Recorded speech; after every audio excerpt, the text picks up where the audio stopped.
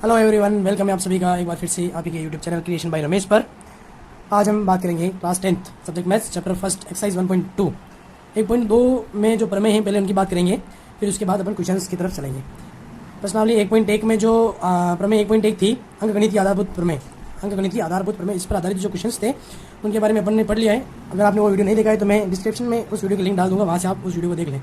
और इस चैप्टर का बेसिक जो भी है उसका भी मैं डिस्क्रिप्शन के अंदर लिंक डाल दूंगा, वो भी देख लें नहीं देखा हो तो। अब इस चैप्टर में जो सेकंड प्रमेय आती है प्रमेय 1.2, उसकी तरफ चलते हैं, उसके बारे में बात करते हैं। मान लीजिए P एक अभाज्य संख्या है। P क्या है? एक अभाज्य संख्या है। अब अभाज्य संख्या और भाज्य संख्या, अभाज्य संख्या किसे कहते हैं और भाज्य संख्या किसे कहते हैं, इनके बारे में मैंने परिचय वाले जो पार्ट फर्स्ट है उस वीडियो में बता दिया है बहुत अच्छे से। अगर आपने नहीं देखा तो वो वीडियो जरूर देखें। अभाज्य संख्या वह संख्याएं होती हैं जो एक से तथा उसी संख्या से विभाजित होती हैं, एक से तथा उसी संख्या से विभाजित होती है, उसे अभाज्य संख्या कहते हैं। और भाज्य संख्या वह सभी संख्याएं जिनके अभाज्य गुणनखंड 2 से अधिक होते हैं। किससे अधिक होते हैं? 2 से अधिक। जैसे एक नंबर की बात करता हूँ, अभाज्य संख्या के लिए मैं एक नंबर बात करता हूँ 7, तो 7 के अभाज्य गुणनखंड क्या होते हैं? 1 और 7 होते हैं, या फिर उनके गुणनखंड क्या लिख सकते हैं 1 और 7। और भाज्य संख्या की बात करते हैं तो मैंने जैसे एक एग्जाम्पल लेता हूँ 10, तो उसके क्या हो सकते हैं 2 और 5, ठीक है। तो यहाँ पर 2 से अधिक हो जाते हैं और 10, ठीक है। अब अपन बात करते हैं क्वेश्चन की। मान लीजिए P एक अभाज्य संख्या है। P क्या है? एक अभाज्य संख्या है। यदि P a स्क्वायर को विभाजित करती है, P किसको विभाजित कर रही है? a स्क्वायर को विभाजित कर रही है, तो P a को भी विभाजित करेगी, जहां a एक धनात्मक पूर्णांक है। तो पहले अपन यहाँ बात करते हैं P एक अभाज्य संख्या है, तो माना कि P बराबर 2। P बराबर 2 क्या लिया मैंने? P बराबर 2, और 2 क्या है? एक अभाज्य संख्या। क्या है? अभाज्य संख्या। दिया है P a स्क्वायर को विभाजित करता है,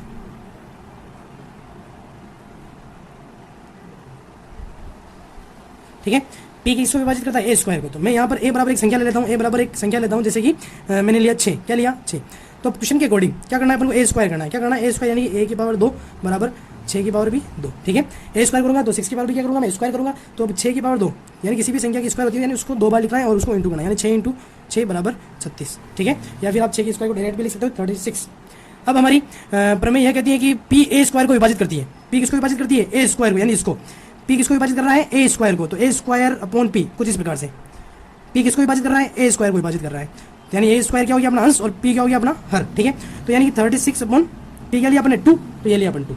अब विभाजित कर रहा है यानी कर रहा है, देखो 2 एकम 2, 2 एकम 2, 2 8 16, यानी कितने टाइम डिवाइड कर रहा है? 18 टाइम डिवाइड कर रहा है, बिल्कुल कर रहा है। यह दिया गया है, ठीक है। जो क्या दिया गया है कि 36 जो a स्क्वायर है उसको P विभाजित कर रहा है, दिया गया है, उसे अकॉर्डिंग अपन ने सोच लिया। तो अपन को सिद्ध क्या करना है? अपन को सिद्ध यह करना है कि अगर a स्क्वायर को P डिवाइड करता है तो अपन को एक जो संख्या है a जो आपने लिया है उसको P भी विभाजित करेगा, अपन को ये प्रूव करना है। तो ये भी प्रूव कर सकते हैं, देखो कैसे। तो किस प्रकार करेंगे? तो अपना a क्या सिद्ध करना है? a को कौन विभाजित कर रहा है? P, क्वेश्चन के अकॉर्डिंग। तो a क्या है अपने पास? 6 है और P क्या है? 2, तो 2 हो जा 2, 2 3 जा 6, तो कर रहा है, कोई दिक्कत ही नहीं है। तो आगे इसको सोल्व करते हैं, ठीक है। ये तो इस क्वेश्चन को समझाने के लिए था, अब आगे अपन इस प्रमेय को सोल्व करेंगे।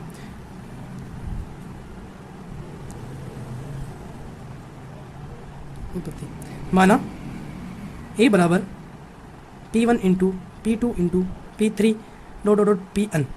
a बराबर एक जो संख्या है, ठीक है, जहाँ P1 P2 P3 ये जो मल्टीप्लाई में ये संख्या, ये क्या है? अभाज्य संख्या है, यानी किसी भी संख्या का आप अभाज्य गुणन करते हो। जैसे कि यहाँ पर एक 10 के अभाज्य गुणन करते हैं, तो सबसे पहले किससे डिवाइड करेंगे? 2 से, तो 2 5 10, फिर 5 से, 5 5। अब ये जो दोनों संख्या ये क्या है? अभाज्य संख्या, यानी इनका आप और अभाज्य गुणनखंड नहीं कर सकते हो। तो ये एक संख्या है a, अगर a को P विभाजित कर रहा है तो a के जो अभाज्य गुणनखंड होंगे उनके और अभाज्य गुणनखंड नहीं हो सकते हैं। तो ये जितने भी अभाज्य गुणनखंड थे वो सारे मैंने लिख लिए। a बराबर P1 into P2 into P3 dot dot dot Pn, ये सारे मैंने a के जितने भी अभाज्य गुणनखंड हो सकते थे वो मैंने पॉसिबिलिटीज जो थी वो सभी मैंने लिख ली हैं, जहाँ P1 P2 P3 dot dot Pn अभाज्य संख्याएं क्या है, तथा P a स्क्वायर का गुणनखंड है, जो कि क्या है? दिया गया है। किसे पता चला? अगर कोई संख्या किसी को विभाजित कर रही है, जैसे कि 10 में 2 का भाग देते हैं तो 5 टाइम डिवाइड हो रहा है, यानी 10 को 2 विभाजित क्यों कर पा रहा है? क्योंकि 2 कहीं ना कहीं 10 का क्या है? एक अभाज्य गुणनखंड है, इसलिए 10 को 2 विभाजित कर रहा है। 10 में क्या 10 को 6 विभाजित करता है या पूरे टाइम करता है या नहीं करता है? क्यों? क्योंकि 10 का एक अभाज्य गुणनखंड 6 क्या है? नहीं है, ठीक है। तो P a स्क्वायर का गुणनखंड है, जो कि अपन को क्या है? दिया गया है, ठीक है। तो a स्क्वायर बराबर ये जो a था इसका मैंने क्या किया है? स्क्वायर किया, ठीक है। तो a स्क्वायर बराबर P1 into P2 into P3 dot dot Pn का क्या हो जाएगा? Whole square. और किसी भी संख्या का स्क्वायर उसका अपन कैसे लिख सकते हैं? 10 इंटू 10, यानी स्क्वायर का मतलब 2 बार लिख सकते हैं उसको। तो मैं भी इसको कितनी बार लिखूंगा? 2 बार। a स्क्वायर बराबर P1 into P2 into P3 dot dot Pn same digit वापस आएगी P1 into P2 into P3 dot Pn। Okay, ये हो गया आपकी इक्वेशन नंबर फर्स्ट। क्या हो जाएगी इक्वेशन नंबर फर्स्ट? क्योंकि पी ए स्क्वायर को विभाजित करता है तो समीकरण 1 से, क्योंकि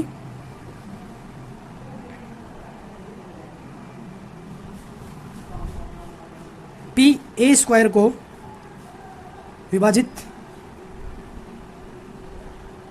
करता है तो समीकरण 1 से P1 multiply P2 multiply P3 dot Pn, इसमें से एक होना चाहिए। अभी अपन ने यहाँ पर लिया पी ए स्क्वायर का गुणनखंड है, और मैंने बता भी दिया था 10 इसका सॉरी ये अभाज्य गुणनखंड करके मैंने बताया था ये वाला। तो कहीं ना कहीं 10 को अगर 2 विभाजित कर रहा है, क्योंकि क्यों कर पा रहा है? क्योंकि 10 का ही एक अभाज्य गुणनखंड है। अगर क्वेश्चन के अकॉर्डिंग पी ए स्क्वायर को विभाजित कर पा रहा है तो पी ए स्क्वायर का जो गुणनखंड होते हैं, ए स्क्वायर या ए के जो गुणनखंड होंगे उनमें कहीं ना कहीं पी भी आता होगा, इसलिए ये स्क्वायर को विभाजित कर पा रहा है। ठीक है, तो मैंने भी यही लिखी समीकरण 1 से, ये जो अपने इक्वेशन नंबर 1 लिखी है इसमें P1 into P2 into P3 dot dot Pn, इसमें से एक होना चाहिए, यानी इस पूरे पद में कहीं ना कहीं अंत तक की जो संख्या है इसमें कहीं ना कहीं पी भी आना चाहिए। ठीक है, अतः पी ए स्क्वायर को विभाजित करता है तो पी ए को भी विभाजित करेगा। जो प्रमेय 1.2 थी उसको अपन ने प्रूव कर दिया है। प्रमेय 1.2 थी कि पी एक अभाज्य संख्या है, जो अभाज्य संख्या अपन ने 2 ली थी, यदि पी ए स्क्वायर को विभाजित करती है तो पी ए को भी विभाजित करेगी। पी ए स्क्वायर को विभाजित करता है तो पी कहीं ना कहीं ए को भी विभाजित करेगा, जो भी मैंने बता दिया था। अगर ए स्क्वायर अपन ने एक नंबर लिया 6, ए बराबर क्या लिया 6, तो उसका स्क्वायर कितना है 36। अब पी एक जो नंबर लिया था अपन ने 2 इस 36 को भी विभाजित करेगा, तो कहीं ना कहीं 6 को भी विभाजित करेगा। ठीक है, क्यों करेगा? क्योंकि 6 और 36 दोनों के अभाज्य गुणनखंड में कहीं ना कहीं 2 भी आता है। ठीक है, अब जो प्रमेय उसको सोल्व किया है अपन ने, माना ए बराबर P1 into P2 into P3 dot Pn, ये ए बराबर एक, ये एक क्या है? एक अभाज्य गुणनखंड है सारे, जहाँ ये सारी अभाज्य संख्याएं हैं, अभाज्य गुणनखंड है तो ये सारी अभाज्य संख्याएं होंगी। तथा पी ए स्क्वायर का गुणनखंड है दिया गया है, जो क्वेश्चन में क्या है दिया गया है। ए स्क्वायर अपन ने क्या किया? इसी का अपन ने क्या किया? स्क्वायर किया। ए स्क्वायर बराबर ये संख्या नहीं, ये क्वेश्चन आ गई अपने पास। अब क्योंकि पी ए स्क्वायर को विभाजित करता है तो समीकरण 1 से इसमें से P इस पूरे पद में कहीं ना कहीं तो आएगा। ठीक है, इसलिए अपन लिख सकते हैं अंततः पी ए स्क्वायर को भी विभाजित करेगा और पी ए को भी विभाजित करेगा। ये प्रमेय 1.2 यहीं समाप्त होती है। प्रमेय 1.3 की बात 3 की बात करते हैं। प्रमेय 1.3 है, सिद्ध कीजिए √2 एक अपरिमेय संख्या है। क्या है? एक अपरिमेय संख्या। अब अपरिमेय संख्या और परिमेय संख्या किसे कहते हैं वो मैंने बता दिया है। अपरिमेय संख्या किसे कहते हैं?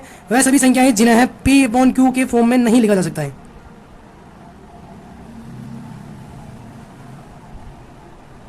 P/Q के रूप में नहीं लिखा जा सकता। और परिमेय संख्या क्या होती है?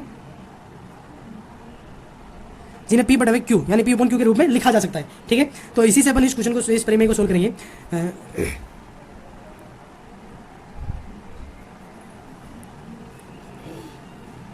माना कि अपन को प्रूव क्या करना है? परिमेय संख्या है तो अपन क्या मानेंगे? इसका अपोजिट उल्टा मानेंगे। इस संख्या को क्या मान लेंगे? अपन परिमेय संख्या मान लेंगे, क्योंकि अपन को प्रूव क्या करना है? अपरिमेय संख्या प्रूव करनी है इस √2 को। तो मैं √2 माना कि √2 एक परिमेय संख्या है। क्या है? मैंने इस √2 को क्या मान लिया? परिमेय संख्या। अब परिमेय संख्या मान लिए तो √2 बराबर a/b। अब इस √2 को मैं क्या किस फॉर्म में लिख सकता हूँ? a/b के फॉर्म में लिख सकता हूँ। अब a/b यहाँ पर कोष्टक में लिखेंगे a और b क्या है? सहअभाज्य संख्या है, सहअभाज्य संख्या है। और सहअभाज्य संख्या किसे कहते हैं? तो सहअभाज्य संख्या वह सभी संख्याएं, अपन पेयर्स के अंदर बात करते हैं, जैसे कि 7/8, मैंने 7/8 की बात कर रहा हूँ यहाँ पर। तो 7/8 क्या है? एक सहअभाज्य संख्या। क्यों है? क्योंकि 7 के जब अभाज्य गुणनखंड करेंगे तो क्या होता है? 1 × 7, और जब 8 के मैं अभाज्य गुणनखंड करूंगा तो 2 × 2 × 2। ठीक है, 8 के अभाज्य गुणनखंड कितने होते हैं? 2 × 2 × 2, और 7 के कितने होते हैं? 1 × 7। क्या इनके अंदर कोई भी अभाज्य गुणनखंड एक के अलावा कोई आ रहा है क्या? नहीं आ रहा है। एक के अलावा कोई अभाज्य गुणनखंड आता है क्या? नहीं आता है। तो ऐसी संख्याओं को क्या कहते हैं? सहअभाज्य संख्याएं कहते हैं। क्या कहते हैं? सहअभाज्य संख्याएं। अब दोनों पक्षों का क्या करेंगे अपन? वर्ग करेंगे। क्या करेंगे? स्क्वायर। दोनों पक्षों का वर्ग करने पर √2 का होल स्क्वायर बराबर a/b का होल स्क्वायर। अब ये रूट से ये स्क्वायर हट जाता है तो यहाँ पर क्या बचा? 2, और यहाँ क्या हो जाएगा? a²/b²। ठीक है, अब यहाँ पर मैं इस 2 को पक्षांतर करूंगा और इस यहाँ इधर से मैं क्या करूंगा? b को पक्षांतर करूंगा। या इन शॉर्ट सीधा से यूँ समझिए, पहले मैं ये b² में था, पक्षांतर करेंगे तो 2b² = a²। अब मेरे को b² की वैल्यू चाहिए तो b² बराबर a²/2। क्या है? a²/2। ये होगी अपनी इक्वेशन नंबर फर्स्ट। अब समीकरण नंबर 1 से क्या प्रूव हो रहा है कि 2 जो है ये क्या है? a² को क्या कर रहा है? विभाजित कर रहा है। समीकरण नंबर 1 से क्या प्रूव हो रहा है कि ये a² का कहीं ना कहीं ये अभाज्य गुणनखंड है, ठीक है, दो कहीं ना कहीं ए स्क्वायर को विभाजित कर रहा है। तो ये जो 2 है, अभी अपने प्रमेय 1.2 में पढ़ा था, प्रमेय 1.2 के अनुसार ये दो अब किसको भी विभाजित, ए स्क्वायर को विभाजित कर रहा है, तो ये दो किसको भी विभाजित करेगा, ए को भी विभाजित करेगा। अभी अभी अपन ने प्रूव किया था। तो माना कि ए बराबर 2c, तो समीकरण एक से अब मैं एक ही क्या रख रहा हूँ, 2c रख रहा हूँ, ठीक है। तो बी स्क्वायर बराबर 2c का होल स्क्वायर अपॉन क्या हो जाएगा 2, बी स्क्वायर तो एज इट इज रहेगा, 2c का होल स्क्वायर कितना हो जाएगा 4c स्क्वायर अपॉन 2, 2 1 2 2 2 4, कितना बचा, b square is equal to 2c square, क्या बचा, b square is equal to 2c square. अब यहाँ से अपन को c स्क्वायर की वैल्यू चाहिए, तो c square equal to b square upon 2। अब प्रमेय 1.2 के अनुसार बी स्क्वायर किससे विभाजित हो रहा है, 2 से विभाजित हो रहा है, तो कहीं ना कहीं ये 2 बी को भी क्या करेगा, विभाजित करेगा, ठीक है। अब कहीं ना कहीं ये बी को भी क्या करेगा, विभाजित करेगा। तो हम ये कह सकते हैं, हम ये कह सकते हैं कि हमने जो कल्पना की थी कि माना कि √2 एक परिमेय संख्या है, जो ये अपन ने कल्पना की थी इसकी अपोजिट जो क्या है, यहाँ से सीधे सीधे गलत कल्पना सिद्ध होती है। हमने कल्पना क्या की थी कि 2 ए को भी विभाजित करता है, यहाँ पर 2 बी को भी विभाजित कर रहा है, जो हमने माना कि √2 बराबर ए अपॉन बी, और ए और बी क्या है, सहअभाज्य संख्या है, ए और बी के कोई अभाज्य गुणनखंड कॉमन है ही नहीं। तो ये जो 2 आया है अपने पास, जो यहाँ से 2 आ रहा है, वो 2 ए को भी विभाजित कर रहा है और ये 2 किसको, बी को भी विभाजित कर रहा है। तो ये कल्पना तो पूरी क्या हो गई, गलत हो गई, गलत सिद्ध हो गई। इसलिए हमने जो कल्पना की थी कि √2 क्या है, परिमेय संख्या है, वो पूरी गलत हो चुकी है यहाँ से। तो हम लिख सकते हैं क्योंकि ए बी तो सहअभाज्य संख्या है,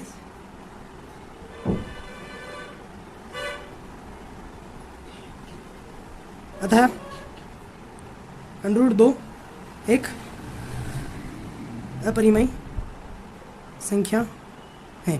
तो ये यहाँ से क्या होता है, प्रूव होता है। क्यों प्रूव होता है, क्योंकि √2 को अपन ने क्या माना था, ए अपॉन बी, और ए अपॉन बी क्या था, सहअभाज्य संख्या थी, क्या थी, संख्या।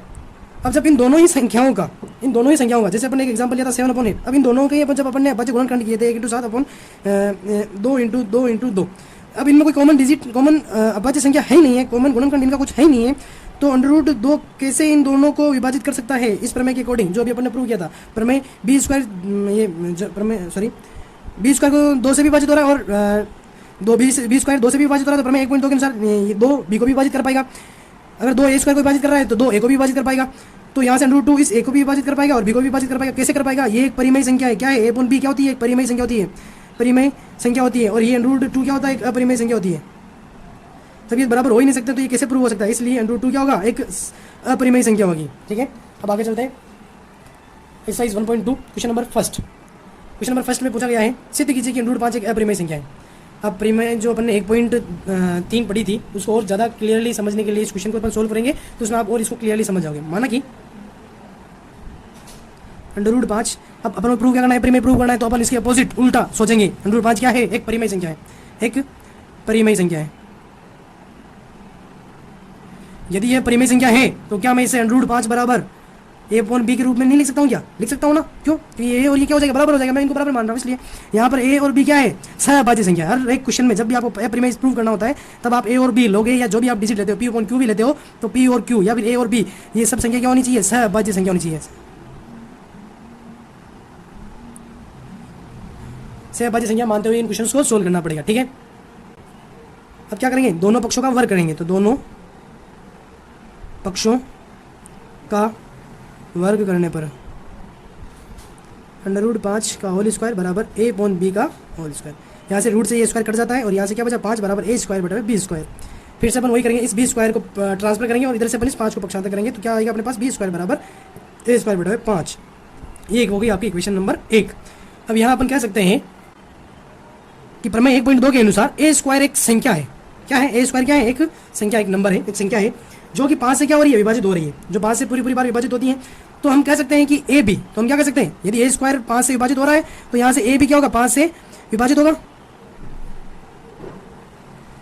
ये मैं यहाँ से इसको बोल सकता हूँ, कह सकता हूँ परिमेय नंबर 1.2 के अनुसार, 1.2 प्रमेय 1.2 के अनुसार, ठीक है। ये मैं इसके लिए कल्पना कर सकता हूँ या बोल सकता हूँ, ठीक है। अब आगे बढ़ो, चूंकि 5 ए स्क्वायर को विभाजित करता है, इसलिए 5 ए को भी विभाजित करेगा। ये मैंने क्यों लिखा, क्योंकि प्रमेय 1.2 के अनुसार ये मैंने प्रूव कर दिया पहले, इसलिए मैंने ये चीज़ लिखी है। ठीक है, अब मैं यहाँ पर फिर से माना कि ए बराबर मैं यहाँ पर ले रहा हूँ एक नई संख्या ले रहा हूँ 5c। क्या ले रहा हूँ? 5c। अब ये नई संख्या नहीं है, ये एक ही क्या है, अभाज्य गुणनखंड है। ये एक संख्या है जिसके मैंने अभाज्य गुणनखंड लिए, एक तो 5 लिया और एक c लिया। क्यों 5 और c क्यों लिया? क्योंकि अगर a के अंदर 5 का भाग जा रहा है, a के अंदर क्या जा रहा है, 5 का भाग जा रहा है, तो कहीं ना कहीं एक संख्या और भी इसकी अभाज्य गुणनखंड हो सकते हैं। तो मैंने इसलिए 5 के साथ में एक नंबर और लिया है जो क्या है c है। ठीक है, अब इस 5c को अपन कहाँ रखेंगे? समीकरण नंबर इस 5c a की वैल्यू को 5c में रखेंगे। तो a के मान को समीकरण 1 में रखने पर बी स्क्वायर बराबर एक ही जगह मैंने 5c का होल स्क्वायर अपॉन 5। ठीक है, अब 5c का होल स्क्वायर कितना हो जाता है? बी स्क्वायर बराबर 5 का स्क्वायर कितना होता है? 25 और c का स्क्वायर c बटा 5। ठीक है, अब मैं इसको 5 के पार्ट से इसको काटूंगा 5 और 25 को, तो 5 कम 5 और 5 25, कितनी बार कटा? 5 बार कटा। तो बी स्क्वायर बराबर कितना प्राप्त होता है अपन को? 5c square. ठीक है, अब यहाँ से अपन को किसकी वैल्यू चाहिए? c स्क्वायर की वैल्यू चाहिए। तो c स्क्वायर की वैल्यू के लिए मैं इस 5 को क्या करूँगा? पक्षांतर करूँगा। तो c स्क्वायर बराबर बी स्क्वायर बटे 5। अभी ये इंटू में तो इधर आने के बाद क्या हो जाता है? डिवाइड में जाता है। ये हो गई आपकी इक्वेशन नंबर सेकंड। क्या हो गई? Equation number second. तो फिर से अपने पास वही कंडीशन आती है कि प्रमेय 1.2 के अनुसार 5 बी स्क्वायर को भी विभाजित करता है, तो कहीं ना कहीं 5 किसको विभाजित करेगा? ए को भी विभाजित करेगा। तो उसी को अपन लिखेंगे वापस, चूंकि 5 बी स्क्वायर को विभाजित करता है, तो कहीं ना कहीं इसलिए 5 बी को भी विभाजित करेगा। ठीक है, अब 5 इसको विभाजित करेगा, बी को भी विभाजित करेगा। तो अपन ने जो कल्पना की थी कि √5 क्या है? a बटे बी। √5 क्या परिमेय संख्या है, तो √5 बराबर क्या है? a बटे बी। जो अपन ने कल्पना की थी वो कल्पना क्या होगी? पूरी क्या होगी? यहाँ से गलत हो चुकी है। क्या सिद्ध हो चुकी है? गलत हो चुकी है। क्यों? क्योंकि √5 तो क्या है? परिमेय संख्या है। और जो अपने पास आंसर है 5, जो अब a और b जो क्या है? सहअभाज्य संख्या है। सहअभाज्य इनका कोई कॉमन फैक्टर होना, कॉमन इनका अभाज्य गुणनखंड कोई होना ही नहीं चाहिए था। तो यहाँ से ये 5 कैसे आ जाता है? ये 5 कैसे आया? 5 इस ए का भी आ रहा है और ये 5 क्या आ रहा है? बी को भी विभाजित कर रहा है और ए को भी विभाजित कर रहा है। तो इसका मतलब कहीं ना कहीं दोनों में ही 5 क्या आ रहा है? कॉमन आ रहा है। तो इसको मैं कुछ इस प्रकार से लिख सकता हूँ, ए अपॉन जो बी अपन ने माना था, ए अपॉन बी अपन ने माना था, यहाँ से ए अपॉन बी जो अपन ने माना था उसको मैं यहाँ लिख के बता रहा हूँ। ए अपॉन बी बराबर ए बराबर 5 इंटू सी अपॉन ये ए के अभाज्य गुणनखंड है 5 और सी। तो यहाँ पर 5 इंटू इसको मैं डी ले लेता हूँ, तो 5 इंटू डी जो यहाँ से आ रहा है। ठीक है, इस वाले से आ रहा है, तो 5 इंटू डी। और ये दोनों में जब अपन ने सहअभाज्य संख्याएं ली थी, √5 के बराबर में क्या ली थी? ए अपॉन बी क्या थी? ये दोनों ही संख्या सहअभाज्य संख्या थी। तो जब सहअभाज्य संख्या लेने के बाद ये 5 दोनों में कॉमन कैसे आ रहा है? ठीक है, इसलिए ये जो अपन ने यहाँ पर जो कल्पना की थी वो क्या है? बिल्कुल ही गलत है। तो यहाँ पर लिखेंगे, यहाँ एक विरोधाभास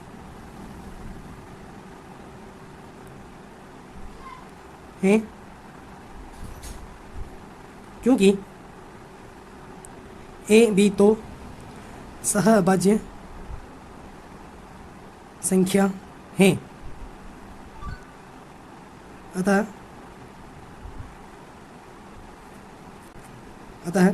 हमने एक गलत कल्पना की। स्पष्ट हमने क्या की? गलत कल्पना की, स्पष्ट की है कि √5 एक अपरिमेय संख्या है। ठीक है, क्वेश्चन नंबर सेकंड की तरफ चलते हैं। क्वेश्चन नंबर सेकंड है, सिद्ध कीजिए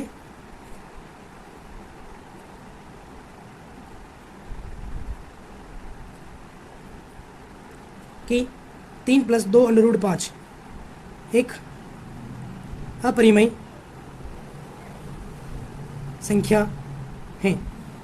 क्या प्रूव करना है कि 3 + 2 √5 एक संख्या जो दे रखी है अपन को, ये क्या है? एक अपरिमेय संख्या है। इसको प्रूव करना है, तो प्रूव कर लेते हैं, कोई दिक्कत नहीं है। हमें पता है कि परिमेय क्या होता है और अपरिमेय संख्या क्या होती है, दोनों चीज़ें अपन को पता है, हमने पढ़ लिया है। तो इन दोनों को अलग अलग कर देंगे। यहाँ से मैं परिमेय संख्या को अलग कर लूँगा और अपरिमेय संख्या को अलग कर लूँगा, तो ये सिद्ध हो जाएगा। ठीक है, इसमें कोई दिक्कत वाली बात नहीं है, कोई बड़ी चीज़ नहीं है।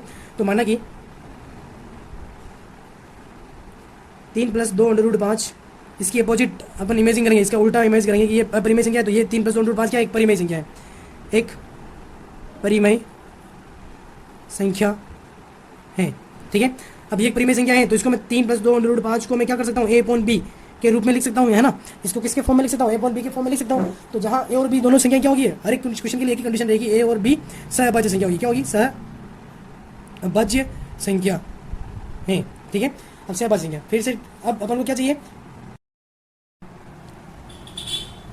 ए और बी सहभाज्य संख्या है। अब मैं यहाँ से परिमेय संख्या को अलग करूंगा और अपरिमेय संख्या को अलग करूंगा, तो यहाँ से मैं इस 3 को पक्षांतर कर रहा हूँ, तो 3 का पक्षांतर करेंगे तो इधर आने के बाद प्लस का, इधर आने के बाद क्या हो जाएगा माइनस का हो जाएगा। ठीक है, अब इसके पॉइंट कुछ नहीं, तो मैंने क्या लगा लिया, 1 लगा दिया। बी और 1 का क्या लिया मैंने, एलसीएम लिया, तो कितना यहाँ बी आया, फिर बी आया तो ऊपर कितना आ जाएगा यहाँ से ए माइनस यहाँ पर क्या आ जाएगा 3b। ठीक है, इधर जो 2√5 था वो ऐसे कैसे आ जाएगा।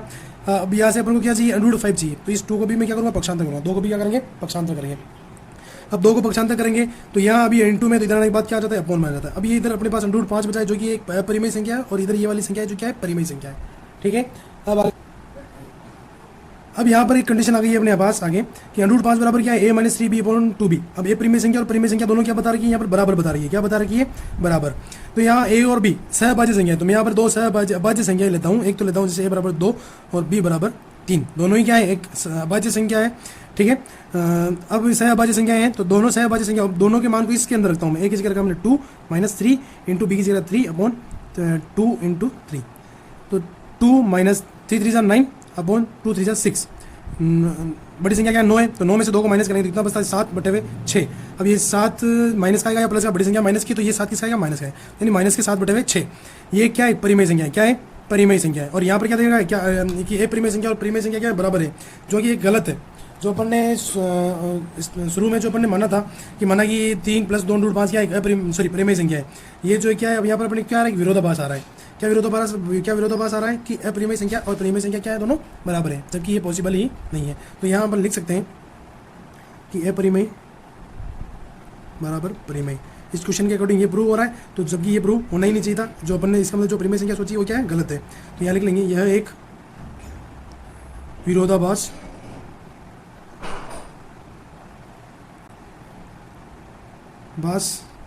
विरोधाभास है, क्योंकि अपरिमेय संख्या कभी भी परिमेय संख्या के बराबर नहीं हो सकती, इसलिए बराबर नहीं हो सकती है किसके परिमेय संख्या के,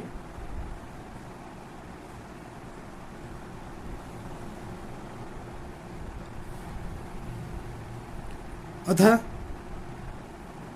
3 + 2√5 जो अपन ने कल्पना की थी परिमेय संख्या है वो गलत है।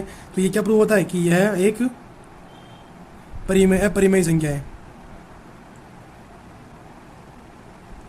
ठीक है, नेक्स्ट क्वेश्चन की तरफ चलते हैं। Question number 3। क्वेश्चन नंबर 3 है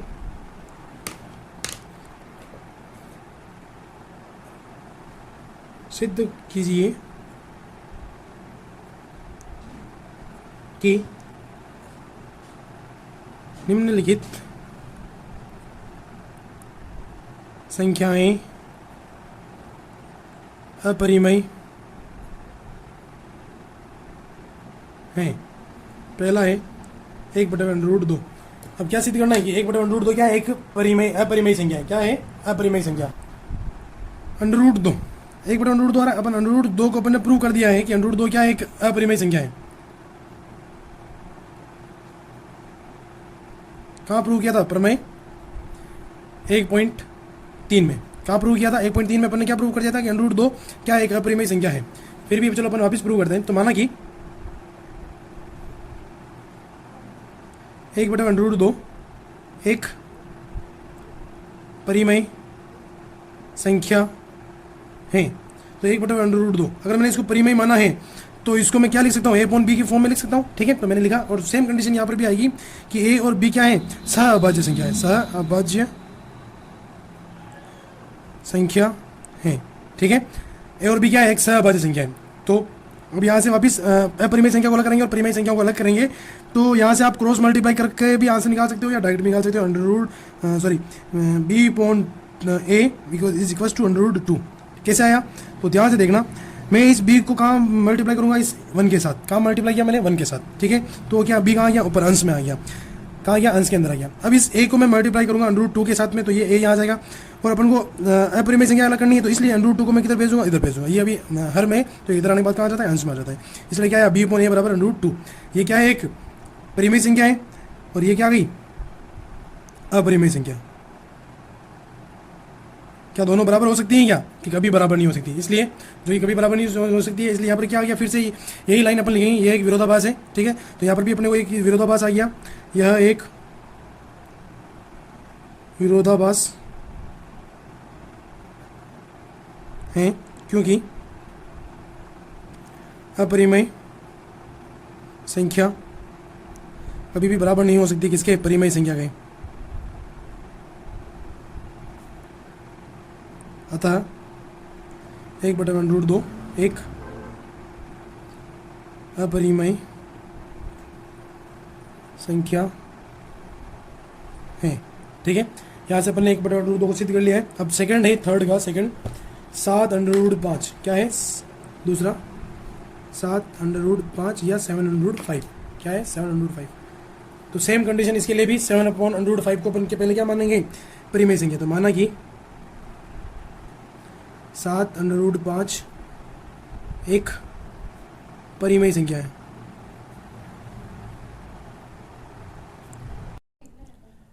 अब 7/5 को क्या प्रूव करना है, अपरिमेय संख्या प्रूव करनी है। तो माना कि 7/5 एक क्या है, परिमेय संख्या है। क्या मान लिया अपन ने, 7/5 को एक परिमेय संख्या मान ली है।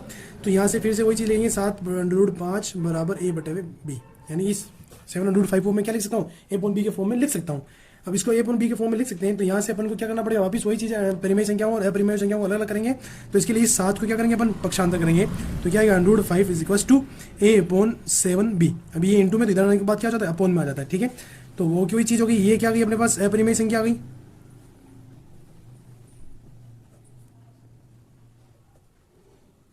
और इधर क्या आ गया, परिमेय संख्या। क्या ये दोनों बराबर हैं क्या, तो ये दोनों कभी भी बराबर नहीं हो सकती है। इसलिए यहाँ से पर भी सेम वही विरोधाभास आ चुका है। तो अपन लिखेंगे अतः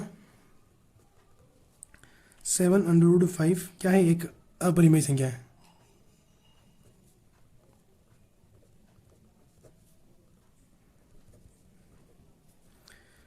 थर्ड लास्ट है इसका, 6 + √2। अब 6 + √2 को क्या प्रूव करना है, 6 + √2 को क्या प्रूव करना है, परिमेय संख्या प्रूव, सॉरी अपरिमेय संख्या प्रूव करनी है। तो मैंने इसका अपोजिट मान लेना है इसको, कि माना कि 6 + √2 एक परिमेय संख्या है। अब जब मैं इसको एक परिमेय संख्या मान रहा हूँ तो क्या लिख सकता हूँ मैं, 6 + √2 बराबर a/b लिख सकता हूँ। इस पूरी संख्या को इसकी फॉर्म में लिख सकता हूँ। तो अब मेरे को क्या चाहिए, √2 का मान चाहिए। तो √2 बराबर a+6। यहाँ से 6 प्लस की तरफ पक्षांतर करें तो माइनस के हो जाएंगे। अब अपन क्या लेंगे, इनका एलसीएम लेंगे। तो √2 = एलसीएम क्या आएगा, b, यहाँ पर क्या जाएगा, a-6b। क्या आ गया, a-6b। अब वापिस वही चीज़ आ गई है, अपरिमेय संख्या बराबर परिमेय संख्या। अब अपन ने परिमेय बराबर परिमेय आ चुका है, जो कि कभी भी बराबर नहीं हो सकता है। और अपन ने 6 + √2 को क्या माना, एक परिमेय संख्या। ये विरोधाभास वापिस से आ चुका है कि ये कभी भी परिमेय संख्या नहीं हो सकती है। ठीक है, अतः 6 + √2 एक अपरिमेय संख्या है। ये चैप्टर यही समाप्त होता है। आपके 2023 के अकॉर्डिंग जो सिलेबस था, जिसमें 1.1 और 1.2 ये 2 ही चैप्टर थे, एक्सरसाइज थी, वो मैंने पढ़ा दी हैं। अगर आपको पुराने वाले सिलेबस के अकॉर्डिंग सारे चैप्टर पढ़ने हैं तो प्लीज़ कमेंट सेक्शन में ज़रूर कमेंट करें। और डिस्क्रिप्शन में मैं इस चैप्टर का परिचय की लिंक और 1.1 की लिंक डाल दूंगा। आपको देखना हो तो प्लीज़ डिस्क्रिप्शन में जाएं और वहाँ से इस लिंक पर विजिट करें या चैनल पर विजिट करें। जिसने भी इस चैनल को सब्सक्राइब नहीं किया हो वो प्लीज़ चैनल को सब्सक्राइब करें। ठीक है, नेक्स्ट वीडियो में पढ़ेंगे अपन chapter number 2। Thank you for watching.